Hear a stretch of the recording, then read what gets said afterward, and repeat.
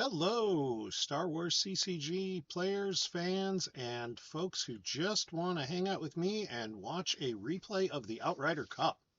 Garrett Larson here, Dead Body on Slack, the forums, and everywhere else of note.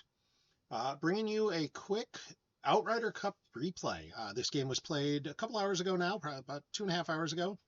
It is Chris Gogolen on dark side versus Timo Dusel on light side. Timo, obviously you saw a couple days ago, played against Brian Fred, and as is Timo's general Timo-ness, he's getting all his games done real quick. This is the Outrider Cup. If you don't know what the Outrider Cup is, it is a Ryder Cup style match of the best of the US versus the best of Europe. Chris Gogolen was the captain's choice to join this. It is the top few players in Player of the Year points for each team. Again, America versus, technically it's the rest of the world. Functionally, it's America versus Europe. And both these players are absolutely outstanding players. This is a matchup. We're going to have Chris Gogolen doing some streaming for us later in the week, I believe. He is an awesome streamer, all-around great guy. One of the reasons he can stream for us, even though he's obviously in this tournament, because you're going to be watching him play a game here, is that all of these pairings were already decided. All of the deck lists are already decided and submitted. So Chris will not be streaming a game that he will be playing against at any point. He won't be streaming against a deck he might play.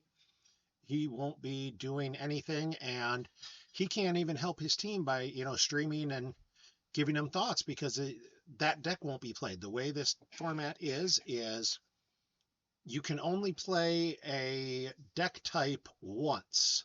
So once per team. Like this is going to be Timo on Rebel Strike Team versus Chris on the Shield Will Be Down in Moments, the Dark Side Walkers objective. So these are the only guys on the Outrider Cup.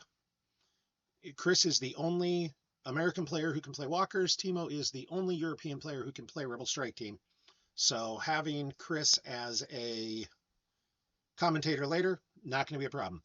This is a GEMP replay. I'm going to apologize in advance with the speed of it. I'm definitely going to try and hit pause a few times, but sometimes I'm going to mess that up, and I'm just going to apologize in advance and hope you can get as much out of this as you can, because this is absolutely something we want to showcase.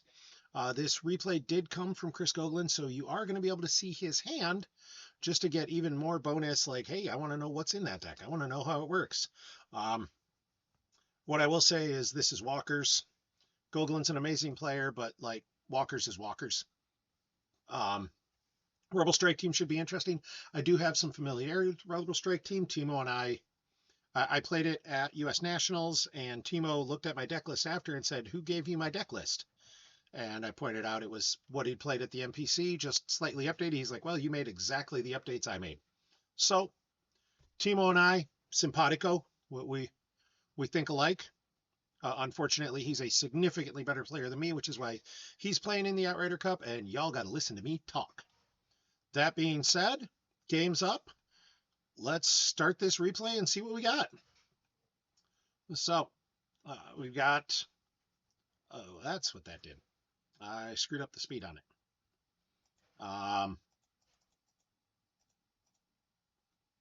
Whoa, holy cow. All right, I apologize. I got to tweak this speed a little bit. So again, we got Walkers in play. You can see Chris's hand. He's got the Zuckuss and Mist Hunter, which is a card you don't see a ton in Walkers. That's a little bit of a surprise, but I think a solid one. Starting, pretty standard start. Arrest Order, you may start your landing, Echo Base Garrison, and prepare for surface attack. Timo, starting Endor Strike Team, he is not starting the Shield is Down. He's got Strict Planning. He's got Launching the Assault, the new one, which lets him get Home One or Sullust to a Endor or Death Star 2 system, and its power may not be reduced. And Walkling. So now let's see. There we go. So Chris goes in to pull Walker Garrison. All right, that looks like it's an all right speed. Walker Garrison and the third marker. Timo uses Throw Me Another Charge to go get the explosive charge. pretty straightforward here. Chris immediately uses Walker Garrison to go get Veers or an ATST or ATAT. He's going to get Veers. He can use Veers to pull the Walker. So this is all pretty standard start so far. Like nothing crazy is going on. Chris does only get 6 force because he doesn't get to activate at Endor. We see he pulled the Electro Rangefinder, which makes sense because he's got the cannons in hand. He flashes Veers to get Blizzard 1. He confirmed Blizzard 1 was in there when he grabbed the rangefinder. Veers deploys. Oh, first we're going to put the rangefinder on Blizzard 1. He did not. Now he can use that to go get the target the main generator, which was in his used pile. Timo's going with strike planning. He's getting General Solo after he got General Crix Maydeen. There we see target the main generator V. We're going to see Veers come down. Timo grabs his grabber. These are all, I mean, this is a straightforward play. Nothing crazy going on here.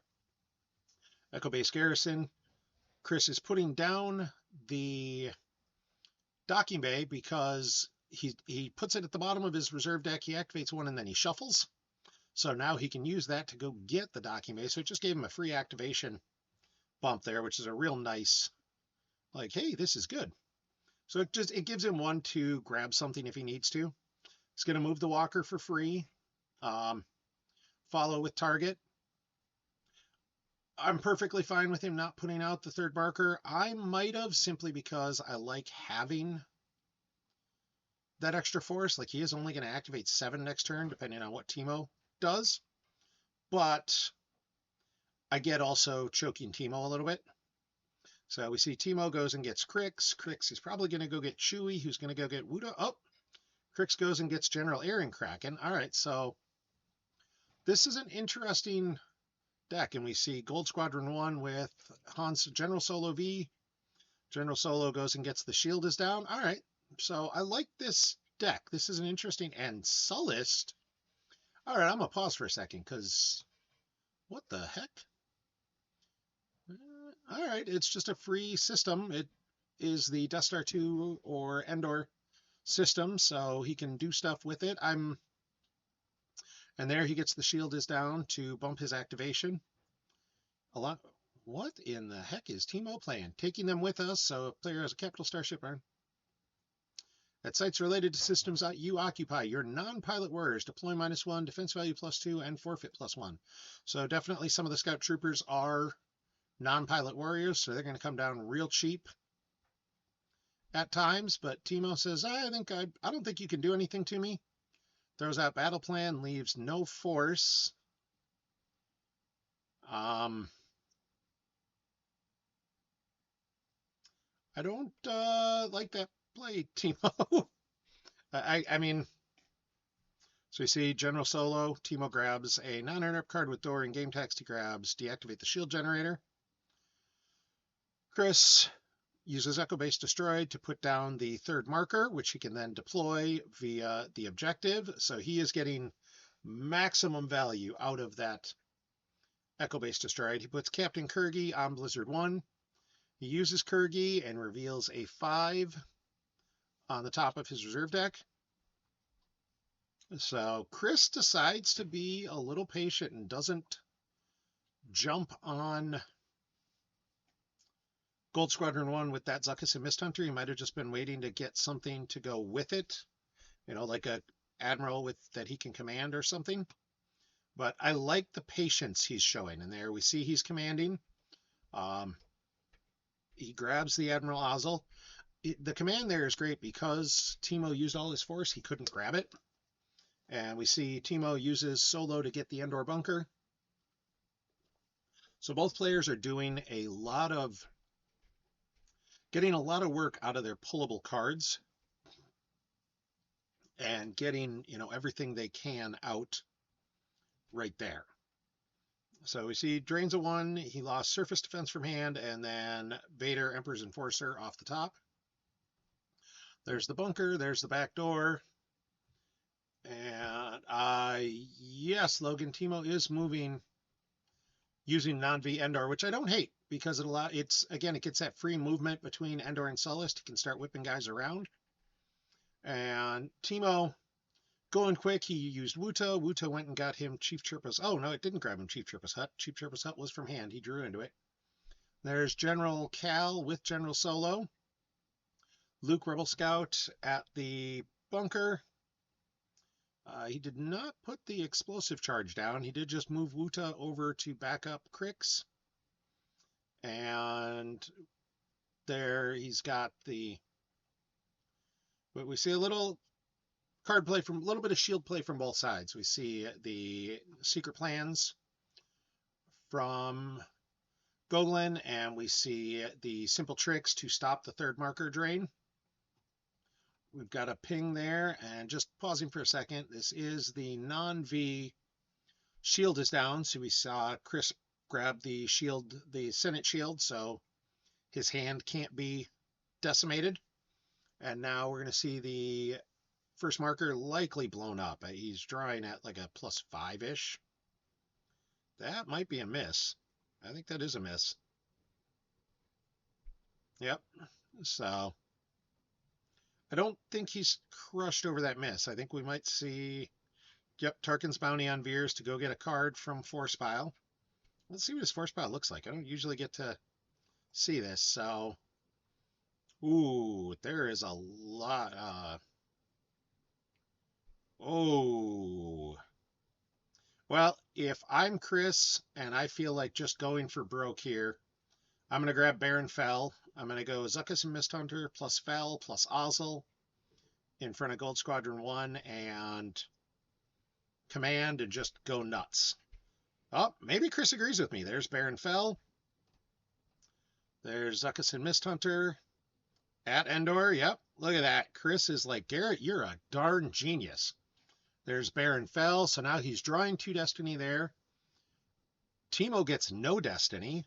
There's Admiral Ozzel. Now he's drawing 3 Destiny there, and Teemo still gets no Destiny. Or potentially drawing 3 if he commands. We see Teemo uses General Solo, or Rebel Leadership to grab General Solo. And Chris stacks that on Allegations, so he uses the Pay Grabber. And he gets Admiral Akbar. Chris, I like this play. He holds on to the command. He says, I don't think I want to use this right now. Oh, and he draws a 10 for Battle Destiny. That's going to be General Cal and General Solo. So he'll end up with, Teemo's going to end up with an empty ship there. That 2 becomes a 0 because of Zuckuss in Mist Hunter's text. So Teemo's down 10 at the system, and like, yeah, he can come back with home 1 and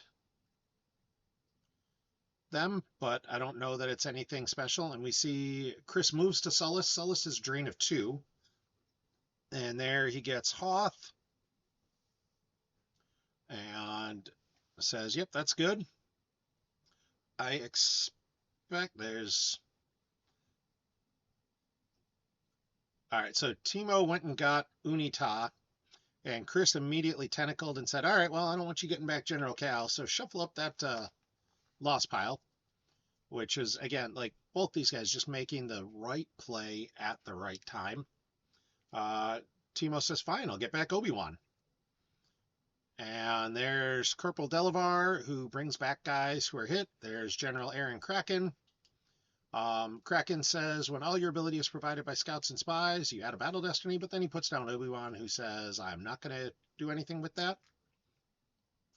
And he starts a battle, uses Jedi Presence to double his power. I expect we'll see somebody trampled. Yep, there's the trample to make Kraken lost. And Teemo's going to grab that. So Teemo is up a decent chunk of power right here. But Chris has got some decent forfeit. He's losing 6 power right there because Kraken's going lost. So now he's only up 6 power. You get the Destiny to power with Veers. Potentially he could draw 2 battle destinies. Oh, that's big. There's the cannon shot at Daughter of Skywalker. That's a hit, so she is forfeit 0 as well. Teemo Timo went for the king, and how do I put this nicely? He missed. Like, you don't swing at the king unless you know you're going to hit. There's a 4 for Destiny to Power. So Corporal Delvar can resuscitate.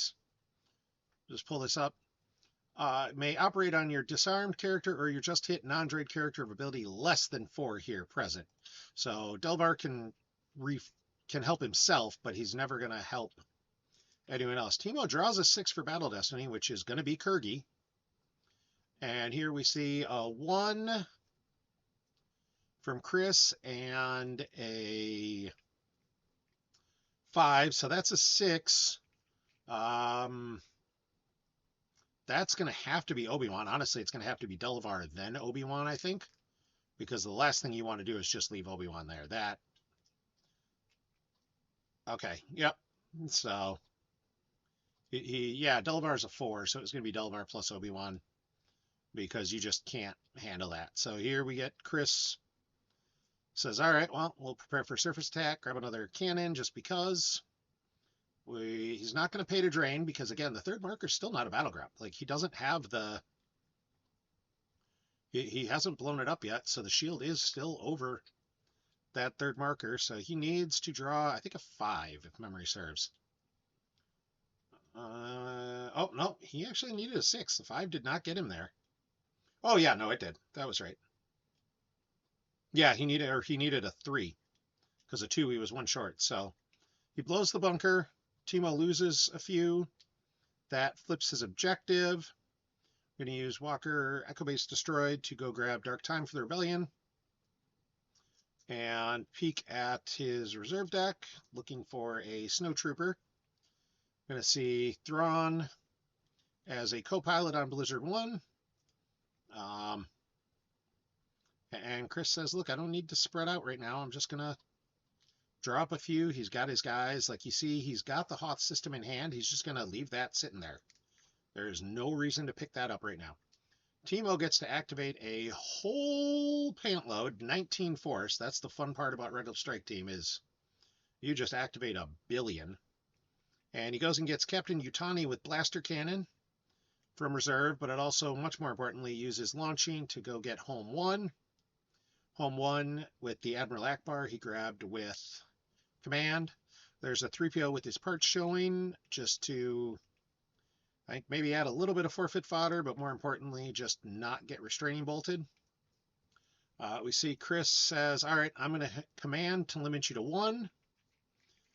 I think he's figuring that Ozzel's forfeit is going to cover. And that 4, he's going to subtract 1 as well with Dark Time for the Rebellion. Baron Fell makes him immune to less than 5. So Timo blew like everything he could here. The ship is immune to less than 5, although now Chris is adding 2 to attrition with the objective because he does have 2 leaders up there. So he's going to have 11 attrition, which Home 1 go boom.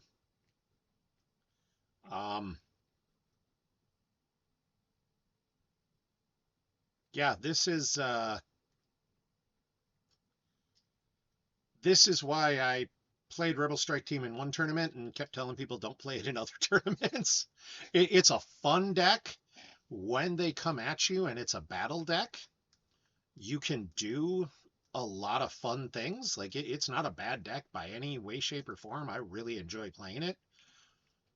But it struggles in space, and you're seeing exactly that. And here we're seeing Chris just says, all right, I'm going to drain for 2. I'm going to drain for 2. I'm going to ping for 1. And like, what are you going to do to me?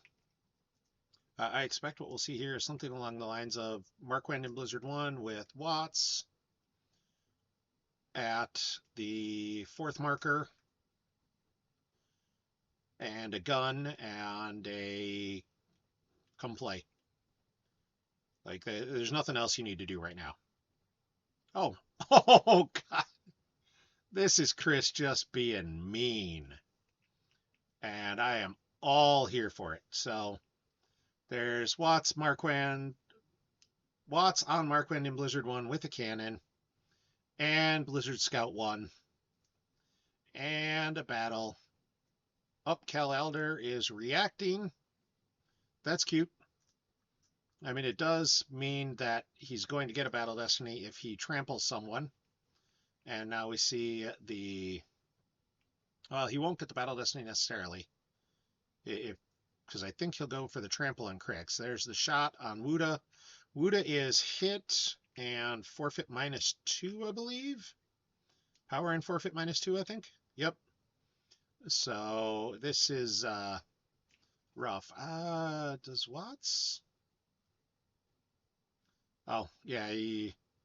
Markwand adds a destiny with Watts. Watts does not add a destiny with Markwand. The Markwand unit from the Markwand character from Endor. We see the trample squishes the Cal. The other thing Markwand with gun does is stops your opponent. That character can't apply ability towards drawing Battle Destiny, so Teemo is down 12. Wuda forfeits for 1, Crix forfeits for 6, and that, my friends, is ball game. That is the second game of the Outrider Cup. America is now 2-0 after soundly defeating Teemo.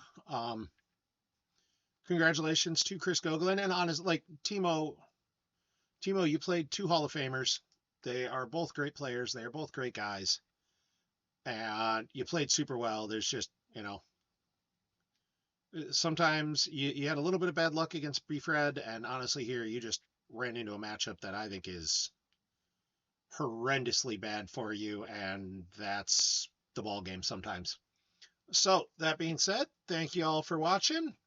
I hope you have a great rest of your day, and may the force be with you.